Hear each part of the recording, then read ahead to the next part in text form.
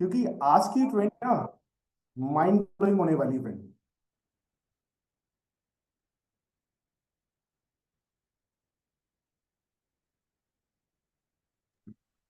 Friend, आज हम जिस टॉपिक को लेकर बात करने वाले हैं वो मैं आपके साथ जरूर शेयर करूंगा। और आज को स्पीकर है, नो डाउट फैंटास्टिक स्पीकर है। आज का जो प्रोग्राम है हमारा वो बेसिकली प्रोडक्ट सेशन है। और जब हम प्रोडक्ट की बात करते हैं सभी को पता है कि we are the part of wellness industry. And सभी को पता है wellness industry is a $1 trillion industry. एक ट्रिलियन का मतलब होता है एक क्या कि 13 जीरो लग जाना। तो इतनी बड़ी इंडस्ट्री को हम रिप्रेजेंट कर रहे हैं, और अगर हम इतनी बड़ी इंडस्ट्री को रिप्रेजेंट कर रहे हैं तो क्या लगता है बिना नॉलेज के रिप्रेजेंट कर पाएंगे? यस और नो? कमेंट बॉक्स का थोड़ा सहारा लेते रहिए फ्रेंड, मेरे कहते हैं ना वाइब लाइन को मैच करिए। क्या हम इतनी बड़ी इंडस्ट्री को बिना किसी नॉलेज के रिप्रेजेंट कर सकते हैं? नेवर। और अक्सर हम जिस प्रोडक्ट में डील करते हैं ना फ्रेंड, आपने इस चीज को देखा होगा, we are not a ordinary company. हम जिस प्रोडक्ट को डील करते हैं वो एक अलग क्लास का प्रोडक्ट है। मुझे लगता है कि उस प्रोडक्ट को रेकमेंड करने के लिए, यूज करने के लिए, रिटेल करने के लिए बिना नॉलेज के तो काम ही नहीं चलने वाला है। क्योंकि हम एक प्रीमियम मार्केट में काम करते हैं। हमारे जो प्रोडक्ट है ना वो ऑर्डिनरी प्रोडक्ट नहीं है, बहुत हाई क्लास प्रोडक्ट है। तो उनकी इन डेप्थ इंफॉर्मेशन बहुत इंपॉर्टेंट है। और आज हम जिस प्रोडक्ट पे बात करने वाले बेसिकली वो एक मेन हेल्थ इंडस्ट्री से बिलोंग करता है। आज के वक्त में मेन हेल्थ जो इंडस्ट्री है, मैं आपको बता दूं, इंडस्ट्री एक आईसीएमआर का डेटा है। उस डेटा के अकॉर्डिंग इंडिया में ये इंडस्ट्री सन 2004 करोड़ की इंडस्ट्री थी। और प्रोजेक्टेड ग्रोथ ये है इंडस्ट्री में आने वाले 2030 तक ये इंडस्ट्री 3500 करोड़ को टच करने वाली है। सिर्फ मेंस हेल्थ सप्लीमेंट इंडस्ट्री की मैं बात करने वाला हूँ। मेन हेल्थ सप्लीमेंट की इंडस्ट्री सन 2030 तक 3500 करोड़ की इंडस्ट्री को टच करने वाली है। और हम आज इंडस्ट्री को बहुत अच्छे से लीड कर रहे हैं। हम बहुत अच्छी क्वालिटी के प्रोडक्ट बनाते हैं इस इंडस्ट्री में। तो आप सभी लोग एक्साइटेड है? आई होप थोड़ा सा गैस भी कर चुके होंगे लोग कि आज मैं किस प्रोडक्ट की बात करने वाला हूँ। मैं आपको बता दूं फ्रेंड, आज हमारे देश के अंदर प्रोस्टेट कैंसर की बात की जाए तो दुनिया में और इंडिया में जो प्रोस्टेट कैंसर हो रहा है इसमें थर्ड सबसे बड़ा कैंसर होता है प्रोस्टेट कैंसर हो रहा है, जो इंडिया में तीसरा सबसे बड़े कैंसर का कारण माना जा रहा है आज के टाइम पे। तो उस पर हम जानेंगे कि कैसे उसको रिकवर किया जाए, उसको दूर किया जाए। और बहुत सारे मिथ है आज के टाइम पे। जब प्रोस्टेट की प्रॉब्लम आती है तो कई बार लोग होते डिस्कस कर पाते नहीं कर पाते। और एक छोटा सा आंकड़ा और है कि इंडिया में 50% लोग ऐसे हैं जिनको 50 की उम्र के बाद प्रोस्टेट की प्रॉब्लम जनरली देखने को मिलती है। और उन 50% में भी सिर्फ 10% ऐसे लोग हैं जो डॉक्टर से कंसल्ट कर पाते हैं। बाकी लोग कंसल्ट ही नहीं कर पाते। उनको अवेयरनेस नहीं है, या हो सकता है इसके बारे में लोग थोड़ा हेजिटेट करते हैं लोगों को रेकमेंड करने में। तो इन सब चीजों का सोल्यूशन आज आपको मिलेगा। और आज की जो इन्फॉर्मेशन है नो डाउट बहुत बड़ी अच्छी इन्फॉर्मेशन मिलने वाली है। और आज के जो स्पीकर हैं सभी लोग उनके बारे में थोड़ा सा जानते हैं, बट जितना मैं उनके बारे में थोड़ा आपको बताऊं, आज के स्पीकर हैं वो इन डेप्थ इंफॉर्मेशन रखते हैं। और मैं समझता हूँ कि बर्ड होता है सब्जेक्ट मैटर एक्सपर्ट। तो मुझे लगता है न्यूट्रिशन के अंदर वो सब्जेक्ट मैटर एक्सपर्ट है। ही इज अ गोट कह सकता हूँ मैं कि ग्रेटेस्ट पर्सन है इस इंडस्ट्री के अंदर। और मैंने उनकी काफी सारी ट्रेनिंग्स ली हैं एंड आई ऑलवेज फैन। मुझे लगता है मैं भी पहले बहुत प्रोडक्ट की ट्रेनिंग करता था, आज भी करता हूँ। बट मैं जब देखता हूँ कि यार उनकी इन्फॉर्मेशन एक अलग लेवल की इन्फॉर्मेशन है, और जब उस इन्फॉर्मेशन को आप लेते हैं ना तो आप एक प्रोफेशनलिज्म की तरफ लोगों से बात करते हैं। आपके अंदर हर एक वो गट आ जाता है कि प्रोडक्ट में क्या चीज़ है, क्या चीज़ होनी चाहिए, क्या चीज़ नहीं होनी चाहिए। तो मुझे लगता है उनकी ट्रेनिंग का ना एक एक पार्ट बड़ा क्रूशियल रहेगा। और मुझे नहीं पता कि पूरी पूरी ट्रेनिंग में आपको क्या क्या चीजें समझ आएंगी, बट मैं ये बात दावे से कह सकता हूँ कि इस पूरी ट्रेनिंग में ना आपको ये बात जरूर समझ आ जाएगी कि प्रोस्टेट हेल्थ आपके लिए कितनी इंपॉर्टेंट है। दूसरी चीज, प्रोस्टेट हेल्थ आपकी फैमिली के लिए कितनी इंपॉर्टेंट है। और तीसरी इंपॉर्टेंट चीज कि आज की जब मीटिंग्स आप उठेंगे ना तो आपके मन में ये ख्याल जरूर आ जाएगा कि मैं कम से कम इस महीने में, आज 25 तारीख हो रही है, आने वाली 31 तारीख, 6 दिन के अंदर अंदर मैं कम से कम एक दो व्यक्ति को ये जो प्रोडक्ट है ना जो आज सर मेरे साथ शेयर करने वाले हैं, आप लोग गैस कर सकते हो प्रोडक्ट का नाम सर ही बताएंगे, मैं नहीं बताऊंगा। तो उसके बारे में कम से कम एक दो प्रोडक्ट आप जरूर टेल कर पाए, ये चीज आपको जरूर ध्यान रखनी है। और एक छोटी सी लाइंस के साथ मैं आपको आज की ट्रेनिंग को आगे बढ़ाना चाहता हूँ। मेरी लाइन में थोड़ा मैच करिएगा। कहते हैं ना, प्रोस्टेट की बात करो शर्माओ नहीं। प्रोस्टेट की बात करो शर्माओ नहीं, ये कोई छुपाने वाली बीमारी नहीं। जागो जगाओ, हेल्थ को प्रायोरिटी दो। जागो जगाओ और हेल्थ को प्रायोरिटी दो, वरना बाद में पछताने का कोई मौका नहीं। फ्रेंड ये ऐसी प्रॉब्लम होती है जब व्यक्ति 50-60 की एज में पहुंचता है ना, तो पहली चीज वो फाइनेंशियली इतना सक्षम नहीं हो पाता कि कमाने में कम वक्त कम बचता है, प्लस सेविंग्स कम होती है लोगों के पास, और सक्षम नहीं हो पाता, तो प्रॉब्लम बहुत ज्यादा बढ़ जाती है। तो आज हम चाहते हैं कि प्रोस्टेट हेल्थ के बारे में, मेन हेल्थ इंडस्ट्री में जो हम लीड कर रहे हैं उसके बारे में ज्यादा से जानें। तो इसलिए मैं आज के स्पीकर को इनवाइट करना चाहता हूँ। प्लीज टुगेदर, मैं चाहता हूँ कि सभी लोग एक्साइटमेंट के साथ कमेंट बॉक्स में एक इमोजी या आप जो भी लिखना चाहें, हैंडशेक करना चाहें कर सकते हैं। आज के स्पीकर को इनवाइट करते हैं, Pritam sir, please welcome. Thank you sir, thank you. Just मेरी आवाज़ क्लियर है एकदम? या सर, आपकी आवाज बिल्कुल परफेक्ट है sir, fantastic. Thank you, thank you. और आपने बड़ा अच्छा जो है एक मेरे को एक माहौल बना के दे दिया है, एक ताकि मैं एक प्रोडक्ट को बड़े अच्छे से समझा सकूं, है ना? तो मीटिंग को आज शुरू करने से पहले, आज हमारे जितने भी ग्रेट मेंटोर्स हैं और मीटिंग में उपस्थित हमारे जो सभी साथी हैं, उन सबका मैं एक बार फिर से हार्दिक अभिनंदन करता हूं। और क्योंकि जैसा कि हमारा जो आज का सेशन है प्रोडक्ट को लेकर के है, और सर ने इंडिकेट कर ही दिया आपको कि जो आज का हमारा आज जो सेशन रहेगा वो एक खास प्रोडक्ट को लेके रहेगा, जो स्पेशली हमारी प्रोस्टेट हेल्थ को लेकर के उसकी उसको ध्यान में रख करके बनाया गया है ना? तो उन सब चीजों के बारे में क्यों इंपॉर्टेंट है, क्या चीज है, क्या उसके अंदर है, और हमारे लिए आज के टाइम पे कितना क्रूशियल हो चुका है, जिस तरह की कंडीशन बनती चली आ रही है, तो उन सब चीजों को लेकर के आज हम डिस्कस करेंगे। और जितना अच्छे तरीके से हम इसको समझ पाएंगे, उतना अच्छे तरीके से ही हम इसको शेयर भी कर पाएंगे, हम इसको यूज भी कर पाएंगे हम, है ना? तो उन उस प्रोडक्ट का जो नाम है ना, वोटलाइज मैन। कभी कभी क्या होता है ना, हम बहुत सारी चीजों को तब हम ट्राई करते हैं जब किसी न किसी समस्या में फंस चुके होते हैं, किसी न किसी उलझन में हम जा चुके होते हैं। लेकिन हमारे पास में इतने सारे प्रोडक्ट हैं और इतनी क्वालिटी के प्रोडक्ट हैं कि कभी कभी कुछ हिडन प्रोडक्ट होते हैं जो हमारे सामने तो होते हैं, लेकिन हम उनको कभी यूज नहीं करते हैं, उनकी तरफ ध्यान नहीं जा पाता है। क्यों नहीं ध्यान जा पाता है? क्योंकि हमने कभी उस प्रोडक्ट की गहराई को समझा नहीं, उस प्रोडक्ट की जो क्वालिटी है उसको समझा नहीं। हाँ, जब प्रॉब्लम में फंस जाएंगे तब जाकर के तो ढूंढेंगे, तब जाकर के हम सब चीजें करेंगे, वो बाद का पार्ट है। तो आज हम इसी प्रोडक्ट के ऊपर थोड़ा चर्चा करेंगे, थोड़ा सा एक हम डेप्थ में जाके देखेंगे। लेकिन प्रोडक्ट को समझने से पहले, आप जिस प्रोडक्ट को हाथ रखोगे ना, प्रोडक्ट अपने आप में क्वालिटी है उसके अंदर। आपको चाहे भले ही उसके बारे में नॉलेज हो या ना हो, अगर वो आपके अंदर गया ना, तो रिजल्ट तो दिखाएगा वो, अगर आपने तरीके से लिया तो। लेकिन अगर हम थोड़ा सा पहले से अवेयर हो जाएं, तो हमें क्या होता है ना कि उसके जो माइन्यूट्स होते हैं, बारीक बारीक जो चीजें होती हैं, बारीक बारीक जो फीलिंग्स होती हैं, जो चीज हम कभी महसूस नहीं कर पाते हैं, अगर उन सब चीजों के बारे में हमें पता हो ना, तो हम उसके प्रभाव को एक विस्तृत रूप में देख पाते हैं। कभी कभी कुछ चीजें ऐसी होती है ना कि जिनका प्रभाव बहुत छोटा नजर आता है, लेकिन बहुत बड़े लेवल पे काम करती हैं वो।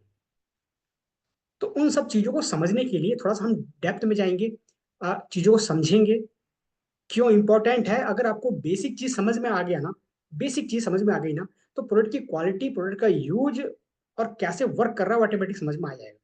तो उसको जानने से पहले हम थोड़ा सा जो है ना, अपने बेसिक स्ट्रक्चर के बारे में, या हम अपने जो एक हमारा एक बॉडी का जो नेचर है उसके बारे में समझने का प्रयास करेंगे।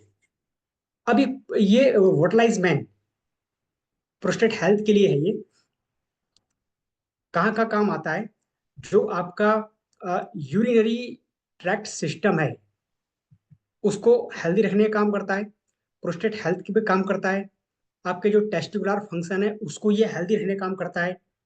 तो बहुत सारी चीजों को, यानी कि ये आपका पूरा ना ये यूरिनरी सिस्टम पे काम करता है। कई चीजें हैं, कुछ खासियत इसके अंदर, किसी तरह की कोई मेडिसिन नहीं है, लेकिन अगर बेसिक तरह से अगर देखा जाए ना, तो प्रभाव इसका उससे भी कहीं ज्यादा है, मेडिसिन से भी कहीं ज्यादा है, अगर आपने इसको सही ढंग से तरीके से लेना शुरू कर दिया तो। नेचुरल चीजें डाली गई हैं, नेचुरल जो इंग्रेडिएंट्स है उसके अंदर इसको डाला गया है, जैसे कि आपका ये एक पंपकिन सीड्स ऑयल है, प्रोमग्रेनेट एक्सट्रैक्ट है, सेलिनियम है, लाइक्योपिन है, जिंक है, कुछ जबरदस्त चीजों का जो कॉम्बिनेशन ना इसके अंदर डाला गया है। लेकिन इनको समझने से पहले हम थोड़ा सा बेसिक्स देखते हैं। एक्चुअली क्या होता है ना, हमारे बॉडी में ना कोई बहुत सारे फिल्टर ऑर्गन है जो अलग अलग, जिनको जो है वर्क अलॉट कर दिया गया है, और वो ऑटोमेटिक हर समय हमारे शरीर से चौबीसों घंटे वर्क कर रहे हैं वो। अभी क्या होता है ना, जैसे हम क्या करते हैं, जब हम कभी एलोवेरा जेल की बात करते हैं या अपने डिटॉक्सिफिकेशन की बात करते हैं, तो हमारे आंतों में मौजूद गंदगी उसको वहां से रिमूव करता है, हमारी विलाई के लेवल को जाकर के वहां पर जाके क्लींजिंग इफेक्ट दिखाता है, टॉक्सिन को बाहर निकालता है।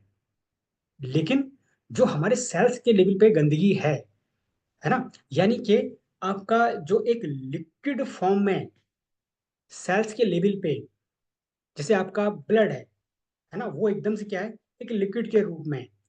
आपके शरीर में जो 70% वाटर है, लिक्विड के रूप में है वो।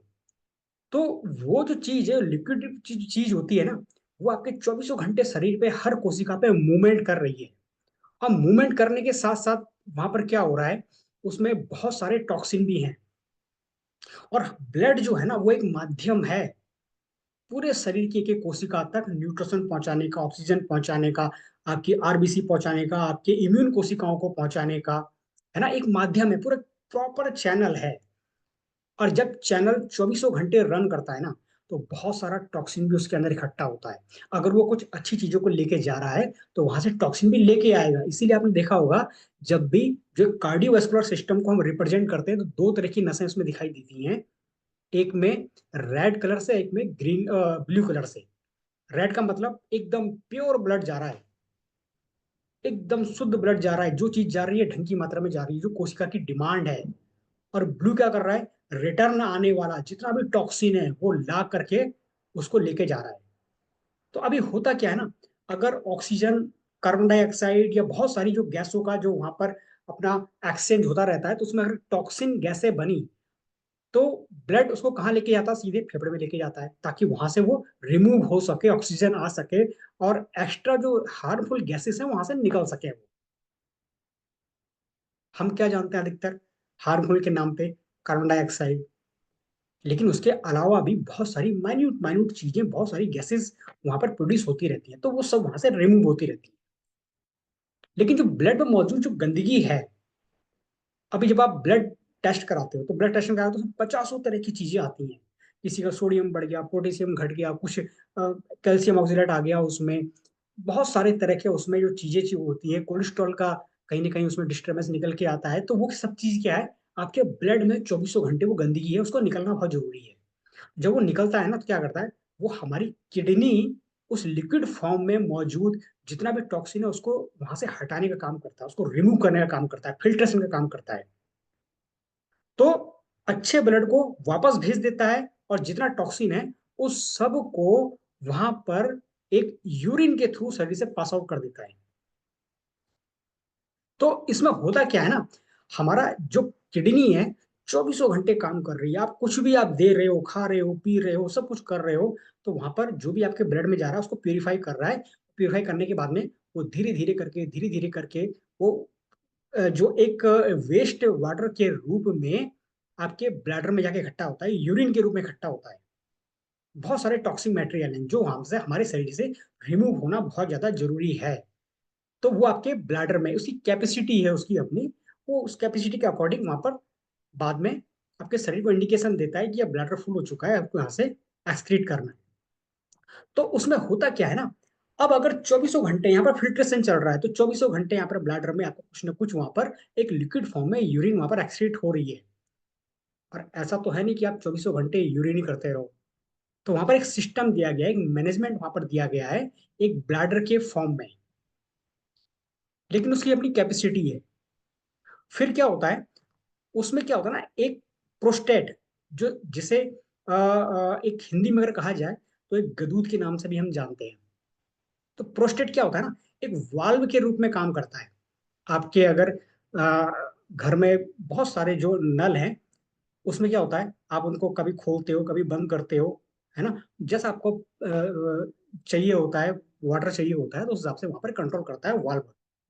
उसी तरह से जो प्रोस्टेट है ना, वो प्रोस्टेट एक वाल्व के रूप में काम करता है, एक नेचुरल वाल्व के रूप में काम करता है, जो क्या करता है, हमारे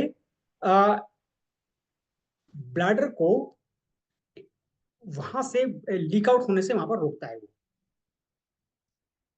दूसरा काम क्या करता है, हमारी जितनी भी स्पर्म सेल्स होती है ना, उन स्पर्म सेल का कुछ खास उनको न्यूट्रिशन चाहिए होता है, उसको एक माहौल चाहिए होता है, कुछ खास न्यूट्रिशन चाहिए होता है, तो उस न्यूट्रिशन के लिए, उस खास तरह के न्यूट्रिशन के लिए एक स्टोरेज का भी काम करता है, कि जब उसको जरूरत हुआ वहां से उसने स्टोरेज में, इनके दो काम कर रहा है, एक तो वाल्व का काम कर रहा है प्रोस्टेट आपका, और दूसरा वहां पर स्पर्म सेल के को हेल्दी ग्रो के लिए जो भी न्यूट्रिशन चाहिए, ये उसके लिए भी वहां पर एक स्टोरेज का काम कर रहा है, दोनों काम कर रहा है वो।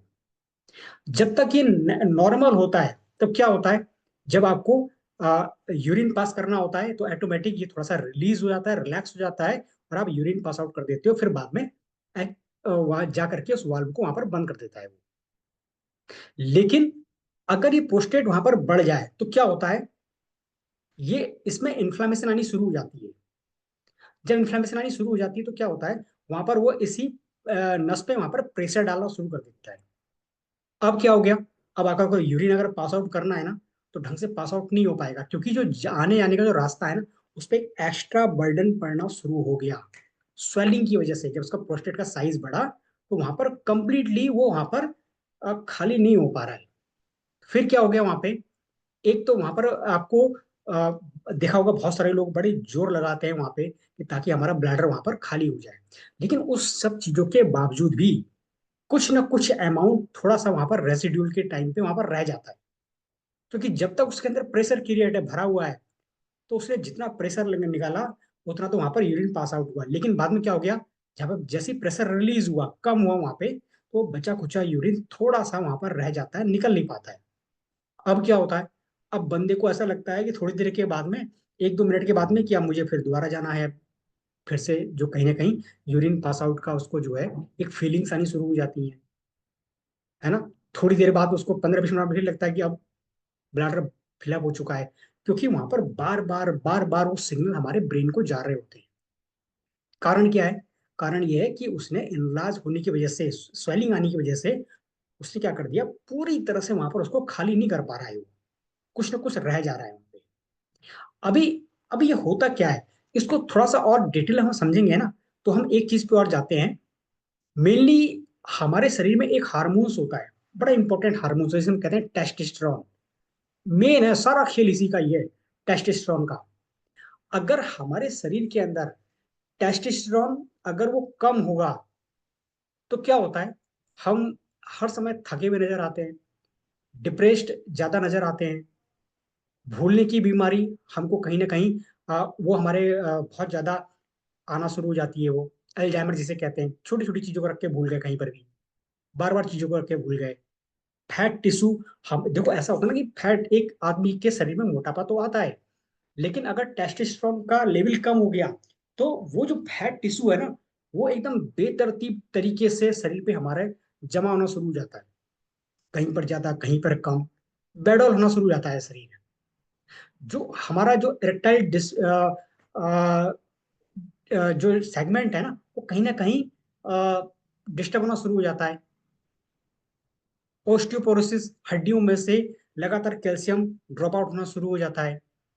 तो अक्सर आपने देखा होगा कि जो जिन लोगों की बॉडी आपको ऐसी नजर आती है, ये शेप के नजर आते हैं, वो पहला साइन एंड सिम्टम है कि इनके अंदर टेस्टोस्टेरोन का लेवल कम है, पहला साइन एंड सिम्टम है वहां पे।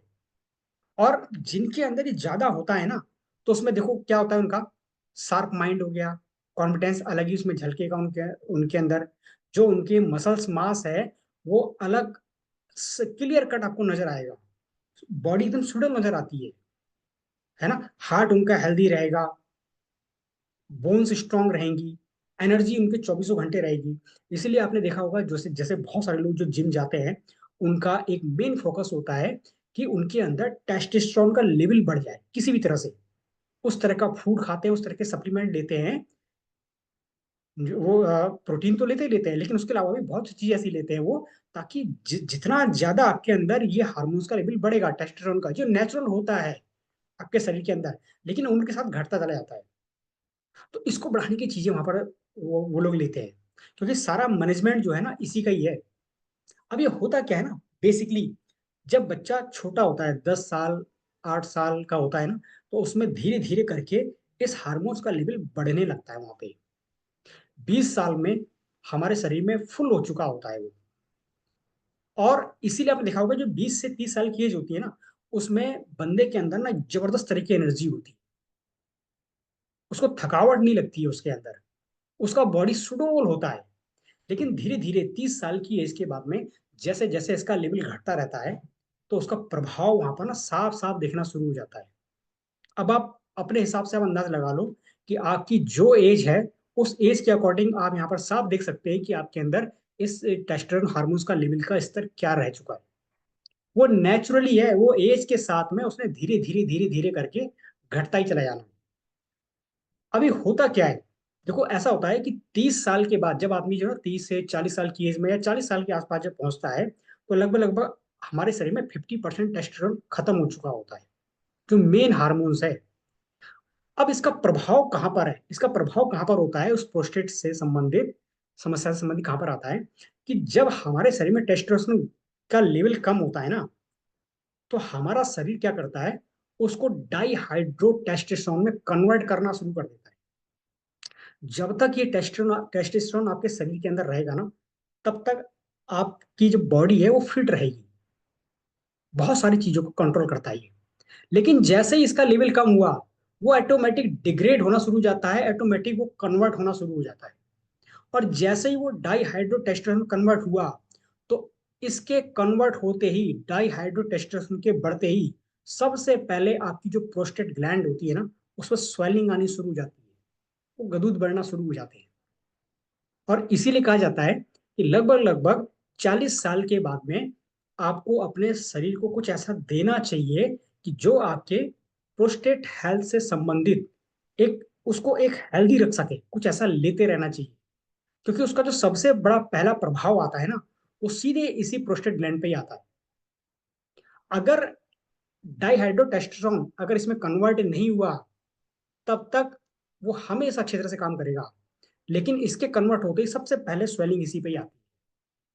और इसीलिए बहुत सारी जो साइंटिफिक स्टडी हैं, वो वो कहती हैं कि जो एक पंपकिन सीड ऑयल हो गया, या बहुत सारे जो फाइटोकेमिकल्स होते हैं, पंपकिन सीड ऑयल हो गया स्पेशली, वो क्या करता है, हमारे इसी डाइहाइड्रोटेस्टोस्टेरोन को कन्वर्ट होने पे रोक रोक लगाता है वो।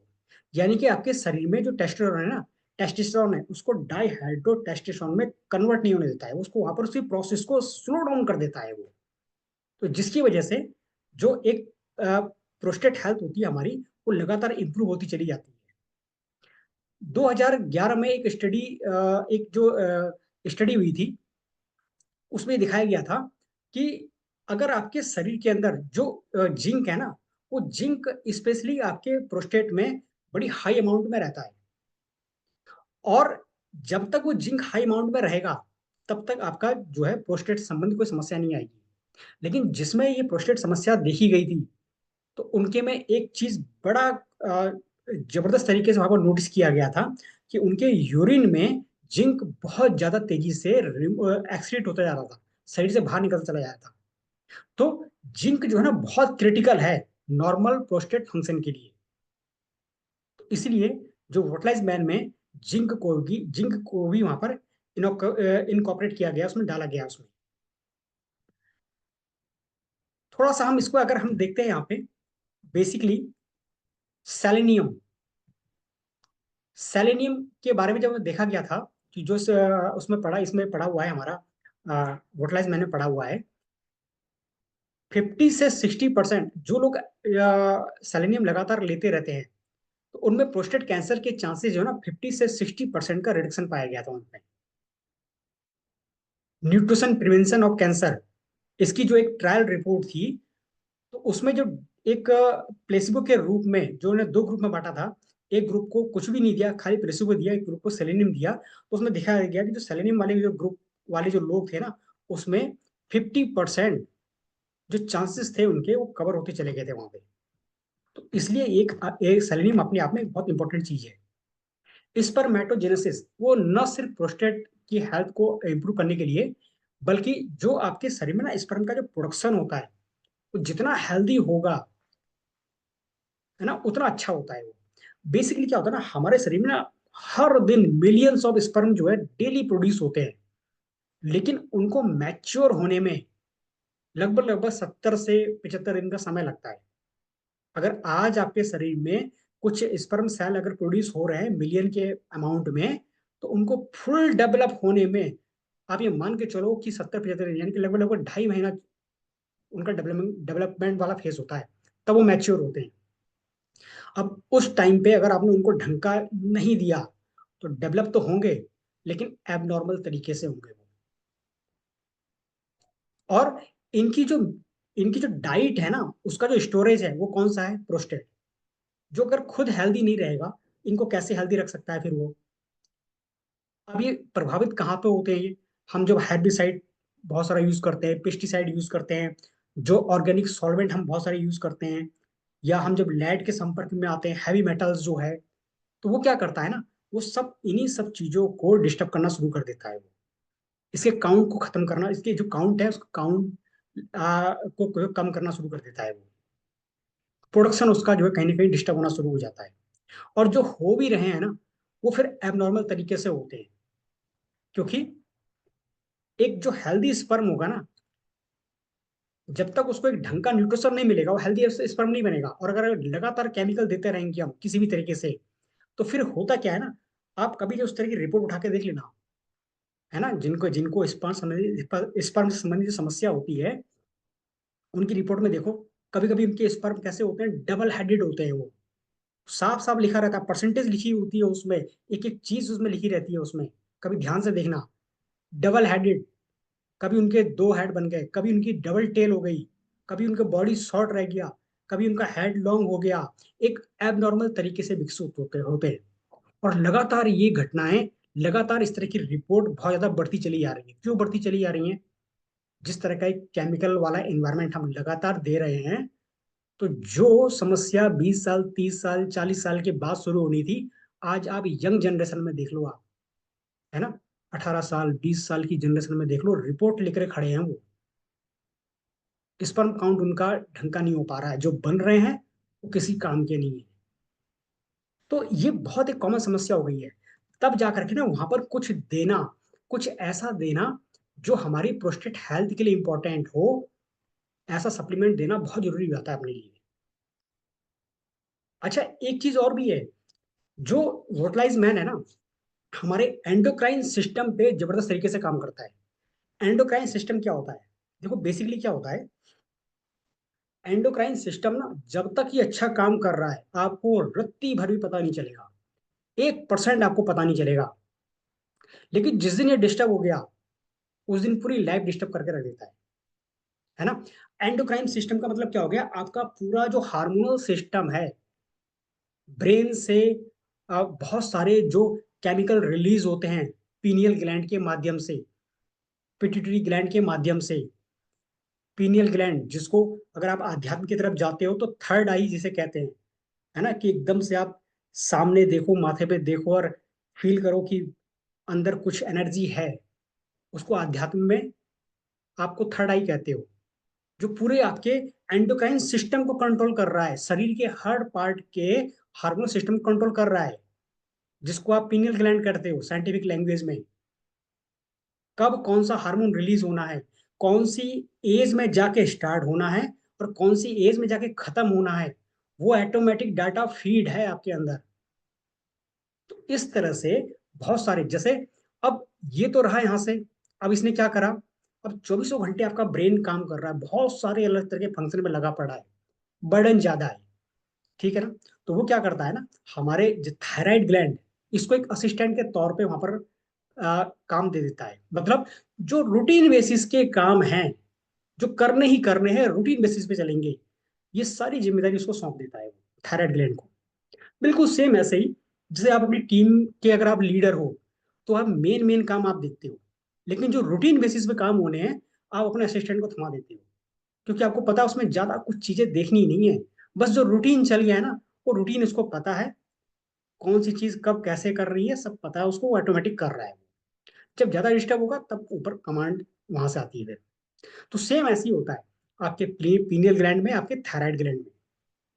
और एक बार थायराइड ग्लैंड अगर डिस्टर्ब हो जाए तो वो फिर क्या करता है, क्योंकि जब ऊपर से कमांड गलत आएगी तो आगे भी उसी तरह से पास होती रहेगी वो, है ना। आपका आपकी जितनी भी समस्याएं हैं, जो लाइफ स्टाइल डिसीज जिसे आप कहते हैं ना, वो सबसे पहले हमारे एंडोक्राइन सिस्टम के डिस्टर्ब होने से ही आती हैं, हार्मोनल सिस्टम की। अब आप सोच के देखो, किसी की किडनी फेल है, किसी का कहीं ना कहीं आपके पेट में कोई समस्या है, डाइजेस्टिव प्रॉब्लम है, आपका लिवर की कहीं कोई समस्या है, पैंक्रियास की कोई समस्या है, आपके ओवुलेशन से कोई समस्या है ना, आपके कहीं ना कहीं फर्टिलिटी समस्या है। जितनी भी गंभीर इस तरह की बीमारियां हैं जो इनसे रिलेटेड एंडोक्राइन सिस्टम से, कोई भी ऐसी बीमारी नहीं है कि जो किसी भी तरह के बैक्टीरिया या वायरस की वजह से बहुत ज्यादा विकराल रूप में आ गया हो। अगर आ गया है तो उसको आप एंटीबायोटिक से या बहुत सारी तरह की मेडिसिन से आप कवर कर लेते हो।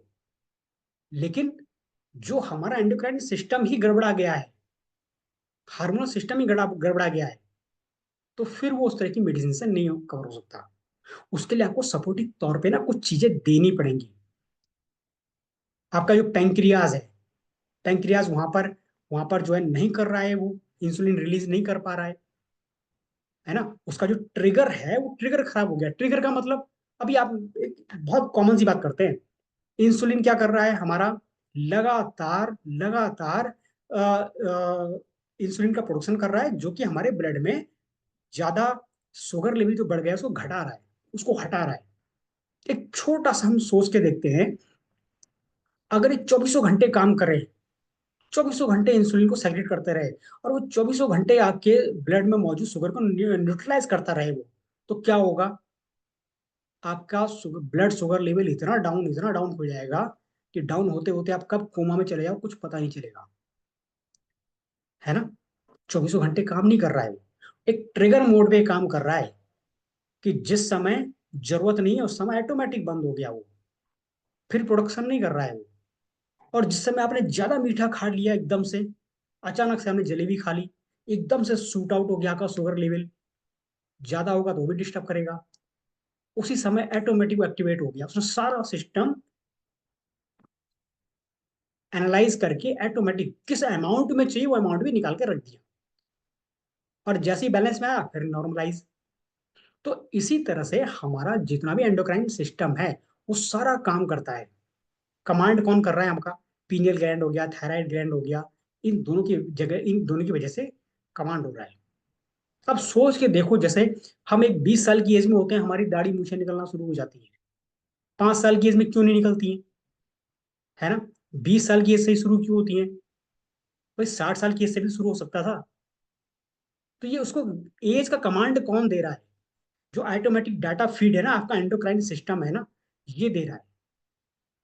बहुत से लोग आज भी देखो, कभी थायराइड हाई हो गया तो दवाई खा रहे हैं, थायराइड लो हो गया तो दवाई खा रहे हैं, बैलेंस में रखने की कोशिश कर रहे हैं। जिसके ऊपर सारे सिस्टम की जिम्मेदारी है, वही जब ट्रिगर गलत हो गया है, ऑटोमेटिक सब जगह मैसेज गलत ही जाएगा, कमांड गलत ही जाएगी, चीजें डिस्टर्ब ही होंगी। जब तक ये ठीक था आपको प्रभाव नहीं पड़ा, और जब ये हल्का सा डिस्टर्ब होगा ना, एक पूरे शरीर पर प्रभाव दिखेगा, एक एक कोशिका पर प्रभाव दिखेगा आपका, है ना। जब आप न्यूट्रिशन लेना शुरू कर देते हो, अब जब आप न्यूट्रिशन लेना शुरू कर देते हो ना, तो उसका प्रभाव जल्दी नहीं दिखता है आपको, क्योंकि एंडोक्राइन सिस्टम जो है, अगर ये सही है, आपको रत्ती भर पता नहीं चलता है। लेकिन जब ये सही होने की परिस्थिति में आता है, जब आप इसको अच्छा कुछ देते हो, वो उसी तरह से धीरे धीरे धीरे धीरे धीरे धीरे माइन्यूट लेवल पे जाकर के ये धीरे धीरे करके डेवलप होता है, धीरे धीरे सुधरता है, इसलिए समय लगता है। 2 महीने का समय, 3 महीने का समय, 4 महीने का समय, है ना। हाँ, जो बीमारी आपको अचानक से हुई, जिसका एक फिजिकल प्रभाव आपको दिख रहा है, उसमें आपको 2 दिन, 4 दिन, 6 दिन में अब चीजें दिख रही है। लेकिन जहाँ एंडोक्राइन सिस्टम पे बात आती है ना, तो प्रभाव लंबे समय पर दिखता है, और ठीक होने में लंबा समय लगता है। तो इन सब चीजों के रेगुलेशन के लिए ना, हमारे लिए अगर हम एंडोक्राइन सिस्टम को ढंग का रखना चाहते हैं, स्पेशली प्रोस्टेट हेल्थ को लेकर के, तो हमें वोटलाइज मैन का सेवन वहां पर कहीं ना कहीं कर देना चाहिए। आपकी एज क्या है वो मैटर नहीं है। अगर आप 30 साल के भी हो तो आपको अपने रूटीन में कहीं ना कहीं शामिल करना चाहिए इसको। पंपकिन सीड ऑयल इसके अंदर पड़ा हुआ है। जो ब्रिटिश जर्नल ऑफ साइकेट्री, इसकी जो रिपोर्ट है ना, वो ये कहती है कि अगर आप नियमित रूप से पंपकिन सीड ऑयल लेते हो, कम से कम 2 से 3 महीने में तो आपको कुछ भी पता नहीं चलेगा। कुछ पता चल जाए बहुत बड़ी बात है, असर महसूस है बहुत बड़ी बात है, लेकिन कम से कम उसने 3 महीने का समय दिया उसने भी, कि लगातार अगर 3 महीने तक नियमित रूप से लेते हो तो ये आपके उस एनलार्ज प्रोस्टेट को श्रिंक कर सकता है, उसको एक नॉर्मल वे में लाके ला सकता है ये। अब इसका मेन काम क्या है? रिपोर्ट ये कहती है उसका जो मेन काम है ना, वो ये टेस्टोस्टेरोन, जहां इसका लेवल डिस्टर्ब हुआ, जहां ये कन्वर्जन फैक्टर लागू हुआ, उसने डिस्टर्ब होना ही होना है। पाइजियम एक्सट्रैक्ट, एक पेड़ होता है, अफ्रीकन पेड़ है ये, उसकी जो छाल है ना, उसमें से उसका जो एक्सट्रैक्ट होता है, वो हमारे यूरिनरी ब्लैडर पे जाके काम करता है। उसको ये जाकर के एक गुड हेल्थ देता है। इनकंटिनेंस यानी कि बहुत से लोग ऐसे केसेस में, जब वो अपने यूरिन के फ्लो पे कंट्रोल नहीं कर पाते हैं, ऑटोमेटिक, जब ये डिस्टर्ब होता है तो ऑटोमेटिक लोगों के कपड़े खराब होना शुरू हो जाते हैं, पता ही नहीं चलता है उनको कब लीक आउट हो गया है ना, जिसे कहते हैं इनकंटिनेंस। अगर इस तरह की समस्या है तो आपकी जरूरत है ट्रैक्ट। नक्चूरिया, आप जो बार बार जब उठते हो, अगर कोई बंदा सोते समय ज्यादा पानी पी ले तो बार बार टॉयलेट जाता है, तो वो नॉर्मल है, वो प्रक्रिया वो नॉर्मल है। लेकिन अगर आप डेली रूटीन में हो, डेली रूटीन पे चल रहे हो, आप बहुत ज्यादा पानी भी नहीं पी रहे हो, लेकिन फिर भी अगर आप जो है ना बार बार रात में उठ के टॉयलेट करने जाते हो, तो कहीं ना कहीं मान के चलो कि सिम्टम है उसके। हाँ, अगर आप 1-2 बार गए तो वो नॉर्मल है, वो उसमें कोई बहुत बड़ी बात नहीं है। किसी दिन आपने ज्यादा पानी पी लिया, वो नॉर्मल है। लेकिन कहीं रूटीन बन गया है ये, कि पानी पियो या ना पियो, लिक्विड ज्यादा लो या ना लो, लेकिन फिर भी रात में 3-4 बार उठना पड़ रहा है, तो आप इस कंडीशन में हो। आपका कहीं ना कहीं जो प्रोस्टेट है ना, वो कहीं ना कहीं डिस्टर्ब होता जा रहा है, महसूस नहीं हो रहा। बहुत से लोग ऐसे हैं कि जो इस चीज को इतना हैबिचुअल वो हो चुके हैं ना, उनको समझ में ही नहीं आता है कि हमारे साथ में भी कोई प्रॉब्लम चल रही है, या कुछ कुछ हमें इस तरह की दिक्कत है। इन्फ्लामेशन होना शुरू हो जाती है, नहीं रिलीज हो पाता है, नहीं वो जल्दी से वो यूरिन पास आउट कर पाते हैं, बहुत देर तक वहां पर बैठे हुए हैं, फ्लो ही नहीं बन पा रहा है उनका। तब जा करके वहां पर जो पाइजेम एक्सट्रैक्ट है उनकी जरूरत है। सा पाल्मेटो क्या कर रहा है वो, हमारे जो पूरा यूरिनरी ट्रैक है ना, उस पर कहीं स्वेलिंग नहीं आने दे रहा है, क्योंकि जब स्वेलिंग आएगी तो पूरे सिस्टम को कहीं ना कहीं डिस्टर्ब करेगा। तो क्या करता है हमारा, उसी जो यूरिनरी फ्लो है ना उसको इंप्रूव करता है। तो वोटलाइज मैन हमें क्यों लेना चाहिए, क्यों हमारी आज की बेसिक नीड है ये। अगर आप 40 है ना, 40 साल की एज तक पहुंच चुके हैं, फिर तो आपके लिए बहुत जरूरी है ये। लेकिन ऐसा बहुत सारा देखा गया है कि 30 से 35 साल की एज के लोग भी कहीं ना कहीं सफर कर रहे हैं इससे। अगर आप इसको, इस परिस्थिति से कहीं गुजर रहे हो ना आप, तो लगभग लगभग आप ये मान के चलो कि 3 महीने तो आपको लगातार इसको लेना ही चाहिए, क्योंकि 1 या 2 महीने में जो रिपोर्ट है ना, जो अमेरिकन जर्नल की रिपोर्ट है वो ये कहती है कि अगर आप ये सब सप्लीमेंट लेते भी हो, सा पाल्मेटो वगैरह या पंपकिन सीड ऑयल या इस तरह के कॉम्बिनेशन में आप लेते भी हो, तो 2 से 3 महीने में आपको कुछ बहुत बड़ा अंतर नजर नहीं आएगा। लेकिन 3 महीने के बाद में आपको साफ साफ क्लियर नजर आना शुरू हो जाएगा। तो आप अगर प्रोस्टेट हेल्थ को देखना चाहते हो, कुछ अच्छा रखना चाहते हो, यूरिन फ्लो को नॉर्मल रखना चाहते हो, अपने टेस्टिकुलर फंक्शन को अच्छा रखना चाहते हो, आपकी जो स्पर्म काउंट है उसको आप ढंग का अच्छा रखना चाहते हो, वो एक अच्छे वे में वहां पर स्पर्म बने उसको अच्छा रखना चाहते हो, तो जा करके ये प्रोडक्ट जो है हमारी जरूरत है, वोटलाइज मैन हमारी जरूरत है ना। तो मैं समझता हूँ कि आज के इस प्रोडक्ट से, इस प्रोडक्ट के सेशन से हमको बहुत कुछ चीज ऐसी मिली होगी जो हम अपने स्वास्थ्य को, अपने प्रोस्टेट हेल्थ को ध्यान में रख करके उसको एक कुछ अच्छी चीज दे सकते हैं, है ना। और कहीं ना कहीं जो रिपोर्ट है ना, वो रिपोर्ट ही कहती है कि आने वाले टाइम पे बहुत सारा इस तरह की जो समस्या है प्रोस्टेट कैंसर बड़ी तेजी से बढ़ता चला जा रहा है ना। और जो एक रिपोर्ट्स हैं लगातार, अक्सर आप देखो जो यंग जनरेशन भी है ना कहीं एक sperm count, low sperm count को लेकर के ना डॉक्टरों के पास पे बहुत लंबी लाइन लगी पड़ी है उनकी। तो ये एक ऐसा हिडन मार्केट है ना, जो कहीं ना कहीं बंदा सफर कर रहा है लेकिन अपने आप को एक एक्सपोज नहीं कर पा रहा है। और एक बेसिक अगर देखा जाए ना, तो आज के टाइम पे जिस तरह के हम केमिकल वाले वातावरण में रह रहे हैं, इस पूरे केमिकल युग में हम रह रहे हैं ना, कहीं ना कहीं हम भी इससे सफर कर रहे हैं। लेकिन कभी कभी हमको पता क्यों नहीं चलता है, वो इसलिए क्योंकि अभी समस्या बड़ी नहीं है, अभी हमको प्रभावित नहीं कर पा रही है उस बड़े लेवल पे। कभी आप इसको लेना शुरू कर दोगे, लगातार आप खाना शुरू कर दोगे, तो आपको 3 से 4 महीने के अंदर ये महसूस होगा कि कहीं ना कहीं मेरे अंदर इंप्रूवमेंट आया है ना। और तब आपको महसूस होगा कि मैं तो उस स्टेज से कहीं ना कहीं टच हो रहा था, गुजर रहा था। लेकिन डेली बेसिस पे हम इतना हैबिचुअल हो चुके हैं, हमें कभी कभी पता नहीं चल पाता है कि हमारे साथ चल क्या रहा है। तो ठीक है फिर, आज के सेशन के लिए इतना ही। और समझता हूँ कि बहुत कुछ चीज़ें हमको मिल चुकी होंगी। और प्रोडक्ट को लेकर के कुछ अगर क्लियरिटी है, कोई आपका सवाल है, तो आप बिल्कुल आ, पूछ सकते हैं।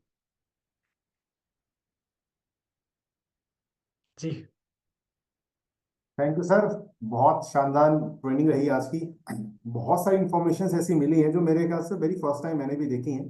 और जैसा आपने बताया ना कि पूरी की ट्रेनिंग के अंदर की एक चीज बड़ा फोकस रही कि इसका स्कोप बहुत ज्यादा है, क्योंकि जिन चीजों को आपने बात की है, इसका जो कंटेंट था, जैसे न्यूट्रिशन इसके अंदर है, प्लस जो अलग चीजें आपने डिस्क्राइब की, पंपकिन सीड ऑयल, पाइजियम, सौ पॉलमेटो, तो ये नो डाउट ऐसे चीजें हैं जो आज के टाइम में बहुत ज्यादा लोगों को पता नहीं है। तो डेफिनेटली मुझे बहुत अच्छा लगा।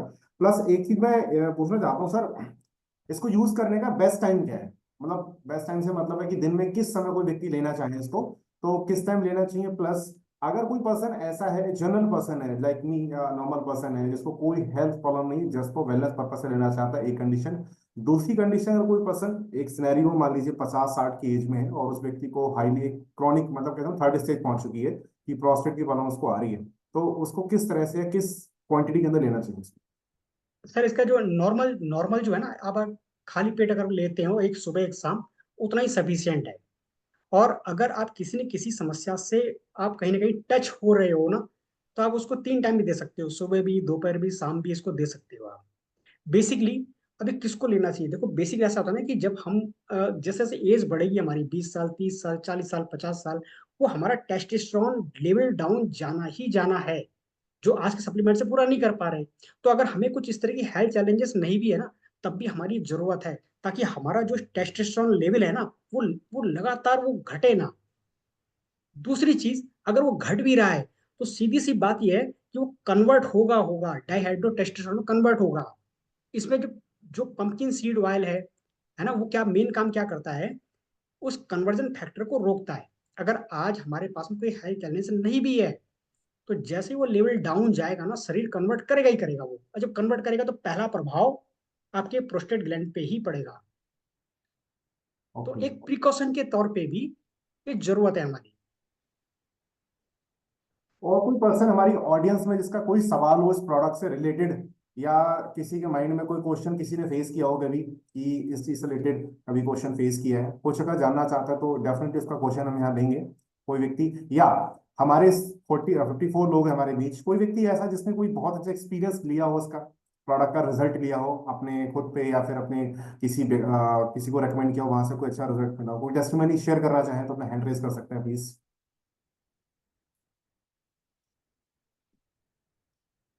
और डेफिनेटली कोई अगर हार्ट रेस करेगा तो डेफिनेटली भी देखते हैं कोई भी इसका हैंड रेस, कोई व्यक्ति अपना एक्सपीरियंस शेयर करना चाहे तो कर सकता है। दूसरी चीज, आज की ट्रेनिंग को लेकर आपके क्या फीडबैक्स हैं?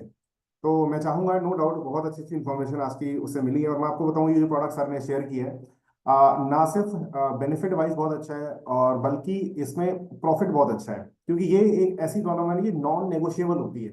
जब व्यक्ति के सामने ये चीज आती है ना, तो ये नॉन नेगोशिएबल चीज है कि मतलब आदमी ज्यादा नेगोशिएट नहीं करता इस मामले में। अगर आपने एक सही सोल्यूशन उसको बता दिया ना, फिर ज्यादा इफेंट नहीं करता, ज्यादा पूछता भी नहीं लोगों से, आपने बता दिया तुरंत, मतलब ठीक है मेरे को दे दो, पहली चीज। दूसरी चीज क्या है, प्रॉफिट बहुत अच्छा है। एक कस्टमर रेट पे ये प्रोडक्ट पड़ता है हमारे लिए करीब जाकर के 2953 रुपए का। तो अगर एक एएस इसको रिटेल करता है, तो वो एक प्रोडक्ट पे ऑन एन एवरेज लगभग लगभग 600 650 से ज्यादा का प्रॉफिट दे सकता है। तो ये एक अच्छा प्रॉफिट बेस भी प्रोडक्ट अच्छा है, 152 इसमें पॉइंट मिलते हैं। और आज की ट्रेनिंग से आपने जो भी सीखा है ना, मैं चाहूंगा कि हमारे जितने लोग भी हमारे बीच में, सभी लोग एक छोटा सा वीडियो शूट करें।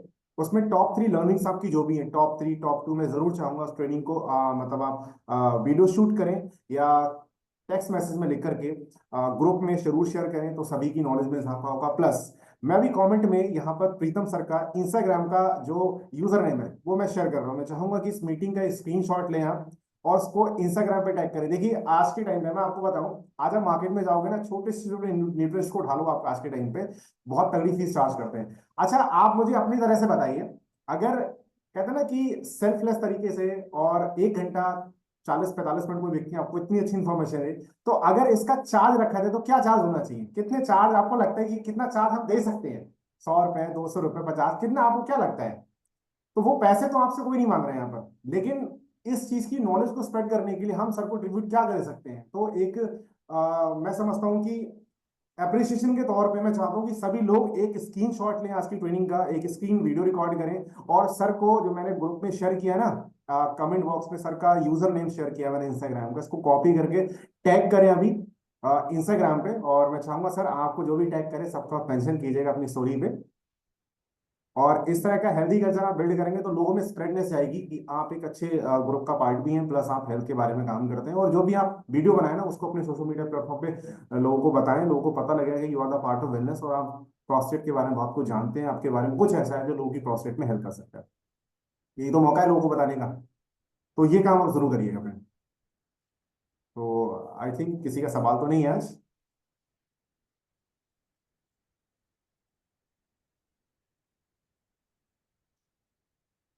तो आज की मीटिंग को यहाँ पर बाइंड अप करेंगे 4 लाइंस के साथ में। वो 4 लाइनें इस तरह से हैं कि साथ चलें तो रास्ते आसान होंगे, साथ चलें तो रास्ते आसान होंगे, ज्ञान बांटेंगे चुनौतियां मिट जाएंगी। कहते हैं ना कि एक व्यक्ति के पास नॉलेज है तो कुछ नहीं, लेकिन सर ने आज नॉलेज दी तो कहते हैं कि ज्ञान बांटेंगे तो चुनौतियां मिल जाएंगी। आज की ट्रेनिंग नई रोशनी लेकर आएगी। किन लोगों के लिए? उन लोगों के लिए जिनको प्रोस्टेट की प्रॉब्लम थी, और शायद हो सकता है कि बहुत ज्यादा इन्फॉर्मेशन ना हो, भटक रहे हो, बहुत सारे लोग कंफ्यूज होते हैं एक सही सॉल्यूशन के तौर पे। आज की ट्रेनिंग लोगों में एक नई रोशनी लेकर आएगी, स्वास्थ्य के मंत्र सबके दिल में छा जाएंगे। जो सर ने आज हमें जो दिए ना, टिप्स दिए, वो सभी के दिल में छा जाएंगे। तो आप जो लोगों के साथ शेयर करेंगे तो लोगों को अच्छा लगेगा। So thank you so much. आप सभी लोगों ने अटेंड किया इस तरह के सेशन को। मैं चाहूंगा कि आप सभी लोग आगे हमारे इस तरह से बने रहें। Till the time, good night everyone. Good night.